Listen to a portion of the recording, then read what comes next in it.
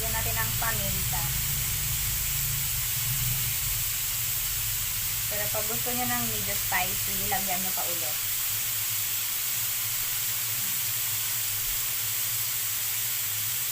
Para tumagal yung relasyon nyo. And then, para masarap naman yung pagsasama nyo.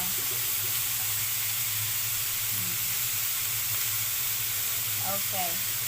Haluon nyo dayon. Pagkatapos itbutang itanalit ang ingredients. Pauno na kamo palibot-libuton. Makaroon man paghulugay nyo. Diba gusto nyo ng klang medyo hilaw? Ikaw ka na may gusto. Okay. Agad asin ang Clarice nga sa akong ginagaha kong ama.